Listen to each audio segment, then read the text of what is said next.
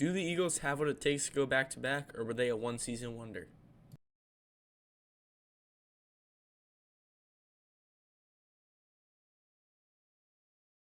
So yeah, what is up and welcome back to another video. Today we are back on the channel. It's been a little bit. I've been super busy with other things, but all good.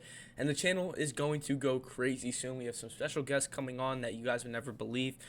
Just a lot of stuff's going to be happening. I'm really excited for the future of this channel, but it starts today with what I would say is the long awaited for, and what I think I had the most fun at least creating behind the scenes for the video is what I want the Eagles to do this offseason and my dream Eagles offseason, because I think a lot of things could happen, and the Eagles already did exactly what I thought their main priority was. They re-signed Zach Bond, but there's still more to be done, so let's talk about it. So yeah, I wanted to start off the video by going on the Eagles depth chart. I took screenshots of the offense and defense, and then I made a little bit of a key for you guys. Red line equals projected key cuts and losses. So as you can tell, I put a red line a few good amount of guys, but I guess starting with the starters, on offense, there's only one guy that's up for contract that is a starter, and that's Mekhi Becton. Considering we are going to retain a lot of our guys, that is huge for us going forward. And I'm really excited to see what this team can do, because I think we honestly can go back to back. That's what this whole video is about. What it's going to take to go back to back, because this is now. This is the future is now pretty much. Whatever happens this offseason is probably going to pave for at least the next 1 to 2 years. But, I mean, honestly, I would not be surprised if this team goes back-to-back. Let's just have to get that out of the way. Mekhi Becton's the only lone guy up for contract on offense. Defensively, it's a little bit of a different story. The Eagles, I guess they did first thing, what I thought their main priority was, re-sign Zach Bond. They did that. They made him one of the highest paid linebackers in the league, and it was well-deserving. Dude turned a $3 million contract into a $17 million contract in one season. That's insane. He's going to go home and have a good, nice feast with his partner.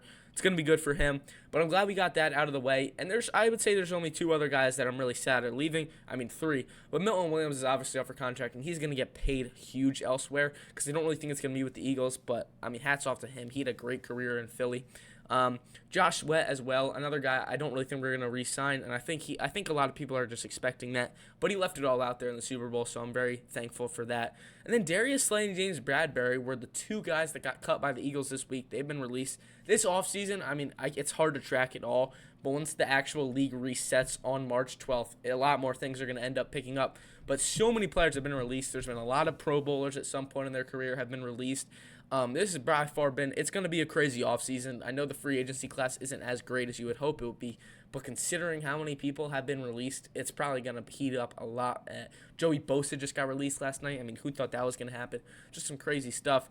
But the Eagles, they released Slay and James Bradberry, which I thought were a little bit more expected than not expected. So, hats off to them. But, I mean, James Bradberry, a lot of people hated him last year just because of that costly call in the Super Bowl 2 years ago. But he had a good career in Philly, so I'm happy for him. And same thing with Slay. Just great player. Slay said he wasn't too surprised about it. I was honestly a little surprised when I saw it, just considering how much he's done. He's probably only going to play 1 more year. You'd think they keep him. But, I mean, he still could come back on a 1 year, very, very light contract. But I guess another thing to watch is the second strings. And there's still some key players in the second string backups that we definitely want to bring back, especially for some depth. Kenneth Gainwell is probably going to go elsewhere. He's up for contract. Will Shipley had a monster year as the 3rd string, so I'm not really too hurt by it. But again, all these guys that are up for contracts, they've had great careers in Philly, and it's going to be sad to see them go, even if they don't play as much. Paris Campbell is just a receiver that can be replaceable. He's not starting, so it doesn't really matter. Jack Driscoll, on the other hand, is some guard depth, so I would say that is going to be a little bit more of a, I guess, unfortunate loss. But again, I'm really excited to see, who's going to come in here next, and exactly what is going to happen. Is Tyler Steen going to get some reps? What's it going to be? But then Oren Burks, again, who stepped up huge in Kobe Dean's absence. And then Isaiah Rodgers and Avonte Maddox are 2 very good defensive backs, veteran defensive backs that we probably want to bring back on our team. So that's where we're going to go with. Yes, so if you haven't picked up on it already, we're going to break this video down into a few sections. And our first section that isn't the overview, I guess, is going to be the re-sign section. And now Zach Bond was on this list a few days ago, but they re-signed him there. I'll put it up right here. There's the graphic of it. 3 years, $51 million, $34 million fully guaranteed. A huge contract for him. Hats off to him. But now I would say there's only 2 guys that I really want to see bring back that I think are realistic. I think Mekhi Becton, like I was talking about in the last segment of the video, is a guy we definitely want to bring back. I think we can get him back on a little bit of a more friendly contract for us, opposed to him, where he could get more money elsewhere. But we have completely transformed this guy's career, and he should be thanking us with his open arms, wide open, wanting to come back. And I think that's exactly what he will do. I mean, even seeing those Super Bowl photos, I think that this guy is definitely going to want to come back and play in Philly, even if the price isn't exactly what he could get elsewhere. I don't know if he'll test his market. Maybe he will, but I think that should probably be the Eagles' biggest thing, just because, I mean, you saw a guy, we completely transformed his career. I feel like anyone could almost come into Philly under Jeff Stoutland University and turn into being a Pro Bowl guard, one of the best guards in the league he's turned into. And it's only up for him. It's only up from here for him. I'm sorry I'm talking really fast, but I'm happy about this. It's starting to really set in, considering how much successful this team's been and how great of a team it was. And with that being said, there's only one other guy I think I want to bring back, and that's Isaiah Rodgers. Now, Rodgers, obviously, he's a little bit of a gambling issue, but he made some decent plays. I know people were talking about his past coverage, but he made some good special teams plays, and he also had made some plays in absences of certain guys. But I think that they definitely need him for some depth, just considering we cut Bradbury, we cut Slay. Avonte Maddox is probably not going to come back. Give Rodgers a little bit of a $2 million, $3 million contract. Bring him back, get him some play. He'll get some snaps, and he's not a bad corner either. So I really think that if you're Howie Roseman, you don't have to do too much by retaining players. But these 2 guys should probably be at the top of his list, just considering depth-wise and ability-wise. I think that these are probably going to be our biggest needs. So yeah, I moved the camera down just because I want you guys to see this. Now, I think this is the one thing that could really set the Eagles completely above the rest, and that would be to trade for Myles Garrett. Now, I know every fan in the NFL wants their team to trade for Myles Garrett, considering he has been heavily involved in trade talks, and he's been linked to a lot of teams. So I do understand that going into the Eagles, but I know Howie Roseman, he's proven to us as fans that anything could happen, and he could pull something off for sure. So I know for sure that Howie Roseman will be on the other end of the Browns' phones, and he would try to pull something off. So this is what I think will be a mock trade inappropriate. Now, I'm sure Myles Garrett, just with the NFL trade market, we just saw Deebo Samuel go for a 5th-round pick. So before you guys start coming with me in the comments saying this trade is so unfair, blah, blah, blah, let me explain. So right now, this is what I think would be an okay mock trade, and I think it'd be fair for both sides, just considering, I mean, if a player requests a trade, you're probably not going to get as much as you would hope for if he didn't request a trade, because he wants to leave, and the market is going to be low, considering he's not going to play if he doesn't leave. So the Browns might have to settle for something. But I will say, before I get into the terms of it, I know you guys have already read it, the Eagles shouldn't be afraid to be aggressive. We have one of the best young cores in the league. Draft picks aren't exactly what I'm worried about right now. I'm more worried about just winning. I want to win as much as we can while we can.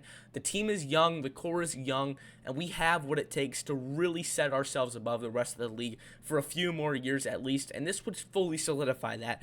Now, I'm saying this as a passionate Eagles fan. I'm being optimistic. The chances of this happening are probably a little bit north of 50%. I wouldn't say that they're very high or low, but this is what I have. I have the Eagles, their lone person in this trade would just be Myles Garrett, and then we would trade Bryce Huff, who hasn't really worked out, but he could be a project that Cleveland wants to take on. I know his contract is a little bit of a scare if you're somebody on the other line of the phone, but it's an edge rusher for an edge rusher, getting a replacement, and he's still a veteran guy in the league. He's a decent player, and I think Jim Schwartz could really love him and utilize him to be the next great player in Cleveland.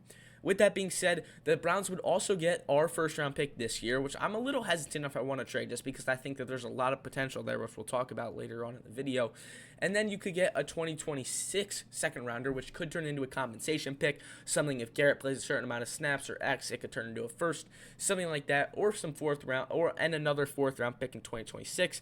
So overall, you would get an edge rusher in return for Myles Garrett, a first-rounder this year, which is very late, but it's a first-rounder, a 2026 second-rounder, a 2026 fourth-rounder, so 3 picks and a player for Myles Garrett. I think this is a fair trade, and I don't know who would really say no to this. I'm sure you guys will come in the comments saying, oh, this is unfair, blah, blah, blah. Okay, explain your thoughts, please. But I think this is a very fair trade. Maybe some draft compensation too, add in a few more picks, etc. I think the Browns would be very tempted to do this, and it's a project that they're willing to take on because their team is going nowhere right now, and they need to definitely get as much draft capital they can and try to just get some players that are going to be able to boost them for at least the next year or two and just fill some holes. And maybe they'll end up turning out to be decent enough where they can start once the Browns actually figure out their shtick. Now, to the next part of the video, free agency signings. The Eagles don't have a ton of money to work with, but a decent amount of money to get some depth in and get maybe some starters to come in. Now, I think the biggest thing I would like to talk about first off is some of these guys are guys that their careers have just gone downwards. Azeez Ojulari came out of college being one of the most prized players in the draft. Giants didn't really work out for him. They released him. He's up for free agency. Brady Christensen, the same thing, was a highly talked about tackle in the draft out of BYU, never really ended up panning out. So yeah, let's just go down the line. First off, Javon Hargrave, he got released actually today, and I think a reunion in Philly is definitely in play for sure. Howie Roseman definitely loves the guy. He knows Philly. He loves Philly. They went to a Super Bowl with him in Philly.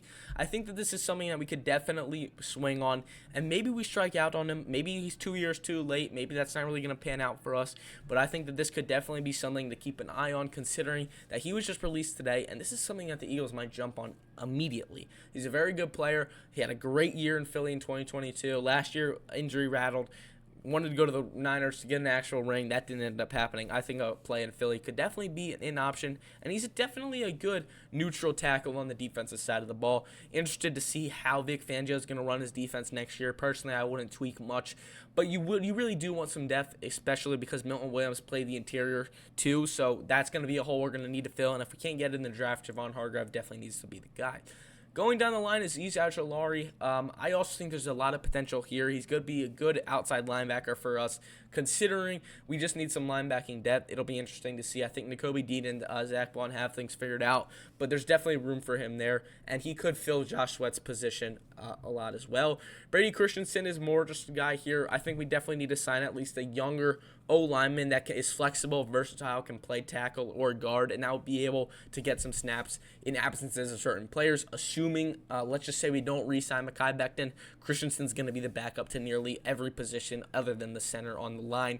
He's going to be their next guy up. Sixth man of the offensive line is what I would say. Tyler Steen will probably slide right in there at right guard, but even if we do re-sign Becton, he will still get a lot of. He'll still be in line to play a good amount.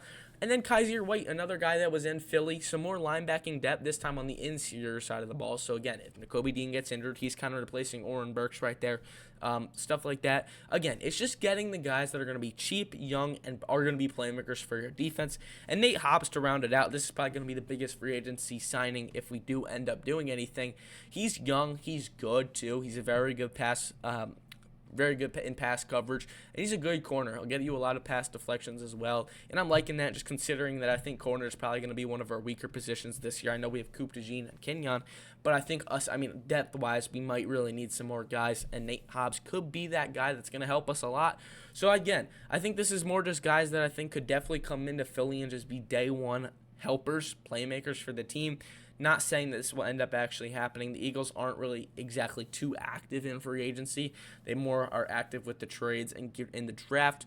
But I think this year we could see some guys that we haven't seen before, and it could be good. So the last part of our off-season segments is going to be the draft options. Now, I think Howie Roseman has nearly nailed every one of his draft picks, at least through the first 3 rounds in the past. Oh, and I forgot to mention, it just crossed my mind, Jalix Hunt is going to be a huge playmaker next year. I'm interested to see how things will end up panning out with him. He could get the starting job. He had some very key Super Bowl snap share, and I'm not surprised if he comes in and replaces Josh Sweat or replaces Milton Williams day one, and he's going to be our guy if we don't take it in the draft. But yeah, let's just talk about draft options right now. The Myles Garrett trade is a mock trade. Chances are that probably won't end up happening. So assuming we have our first round pick, I think we want to either at least trade up or hope James Pierce Jr. falls to us. This dude has over 21 sacks in the last 2 years of college. If you watch his film, he is phenomenal. He's so quick around the defender. I know last year was a bigger year than this year, but he's still a day one beast, and he's going to be a huge playmaker for us. And he's just a big name to watch. He ran a 4.4 at the combine. He's on the rise a lot. A lot of teams are probably going to be interested in him, but I think this is something that Howie Roseman, if it crosses him, if he has the opportunity, he can't resist. Another guy is a little bit of a guy that's a little bit more of a shot in the dark. Haven't heard too much of him, but he's rising up in draft boards, and that's Darius Alexander out of Toledo. This would be another Toledo draft pick out of the past, but it seems like it's working. This dude would be I'm sorry, I didn't make this clear, but edge rusher would be James Pierce, so he would be the edge rusher, kind of fill the needs there. And then we would have Darius Alexander as an interior defensive lineman, and who would probably back up Jordan Davis, and just be some more depth there and be day one playmakers. But there's definitely a lot of more other options. Maxwell Hairston out of Kentucky, to name a guy, would be something I also went. Nick Scour, Tim. There's a lot of other guys, but if we're shifting to round 2, Harold Fannin Jr. out of Bowling Green has to be the top guy on your list. Dallas Goedert, it's crazy to say, but he is already, I think he's 31 now. And as a tight end in the league, you can be an old ball catcher, but we saw how it worked out with Kelsey this year. It doesn't end up helping a lot. Goddard's a beast, though, so I wouldn't be surprised if they bring in a young guy and rise him up. Grant Calcaterra had a great year by doing that, but realistically, is he going to be our guy for the future? Probably not. He's a good pass blocker, a good run blocker, but Harold Fannin Jr. is going to be a beast, and he had a great year out of Bowling Green. Another guy that could be on our list is Jay Higgins, which would be some more linebacking depth. He had a good year at Iowa, and I really like his play going into the draft. But I would say he's also more like 3rd round, 4th round potential. So something a guy could swing on later in the draft. But overall, I personally love all 4 of these prospects, and I'm not worried whatsoever. Howie Roseman has, like I said, he's nearly nailed every one of his draft picks, and I'm really excited to see what he can do with this team going forward. Yes, sir, boys. Let's run this shit back. Come on now. We have what it takes. We have everything we need. Coaches, quarterbacks, running backs, wide receiver, tight end, O-lineman, D-lineman, linebackers, corners, safeties. We have it all. We even have special teams. This team has exactly what it takes to go on to next year. I don't want to talk about the Eagles until the draft. Let's fucking go, boys. BST out.